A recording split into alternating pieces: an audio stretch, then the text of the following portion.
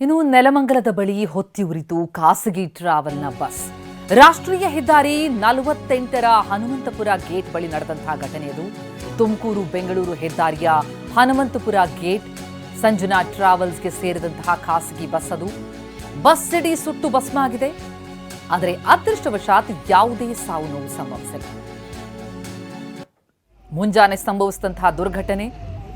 ಖಾಸಗಿ travel bus ನೆಲಮಂಗಲದ ಬಳಿ ಈ ರೀತಿ ಹೊತ್ತಿ ಉರಿತು. ಇತ್ತೀಚೆಗೆ ಈ ರೀತಿ ಬಸ್ ಬೆಂಕಿ ಹೊತ್ತಿ ಉರಿಯುವಂತಹ ಘಟನೆಗಳು ಆಗಾಗ ನಡೀತಾ ಇರೋದನ್ನು ನೋಡ್ತಾ ಇದ್ರೆ ಆತಂಕ ಮೂಡುತ್ತೆ. ಮುಂಜಾನೆ ಸುಮಾರು 3 ಗಂಟೆಗೆ ಸಂಭವಿಸಿರುವಂತಹ ಘಟನೆ ಇದು. ಸಂಜನಾ ಟ್ರಾವೆಲ್ಸ್ ಅವರಿಗೆ ಸೇರಿದಂತಹ ಖಾಸಗಿ ಬಸ್ ಈ ಪರಿ ಸುಟ್ಟು ಭಸ್ಮ ಆಗಿದೆ. ಯಾರಿಗೇನಾಯ್ತಪ್ಪ ಅನ್ನುವಂತಹ ಆತಂಕ ಸಹಜವಾಗಿ ಮೂಡುತ್ತೆ. ಆದರೆ ಅದರ ದೃಶ್ಯ ಚೆನ್ನಾಗಿತ್ತು. ಯಾವುದೇ ಸಾವು ನೋವು ಸಂಭವಿಸಿಲ್ಲ. ಮುಂಜಾನೆ ಸುಮಾರು 3 ಗಂಟೆಗೆ ಈ ಅವಘಡ ಸಂಭವಿಸಿದ್ದು. ಹೆದ್ದಾರಿ ರಸ್ತೆಯ ಕಾಮಗಾರಿ ಹಿನ್ನೆಲೆಯಲ್ಲಿ ಬಸ್ ಸಾಗ್ತಾ ಇದ್ದಾಗ ವಿದ್ಯುತ್ ಕಂಬಕ್ಕೆ ಡಿಕ್ಕಿಯಾಗಿ ಈ ಅಗ್ನಿ ಅವಘಡ ಆಗಿದೆ. 40 ಮಂದಿ ಈ ಬಸ್ನಲ್ಲಿ ಪ್ರಯಾಣಿಕರು ಪ್ರಯಾಣಿಸ್ತಾ ಇದ್ರು.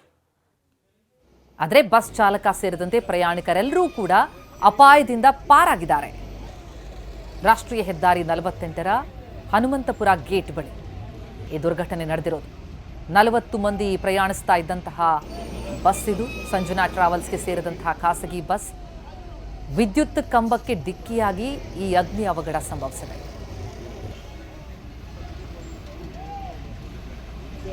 ಹೆದ್ದಾರಿ ರಸ್ತೆ ಕಾಮಗಾರಿ ನಡೀತಾ ಇತ್ತು.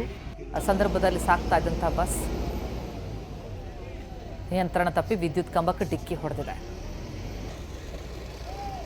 ಅದೃಷ್ಟ ಚೆನ್ನಾಗಿತ್ತು. ಎಲ್ಲರೂ ಪಾರಾಗಿದ್ದಾರೆ. 40 ಮಂದಿ ಪ್ರಯಾಣಿಕರು ಮತ್ತು ಚಾಲಕ ಎಲ್ಲರೂ ಕೂಡ ಪ್ರಾಣಾಪಾಯದಿಂದ ಪಾರಾಗಿದ್ದಾರೆ.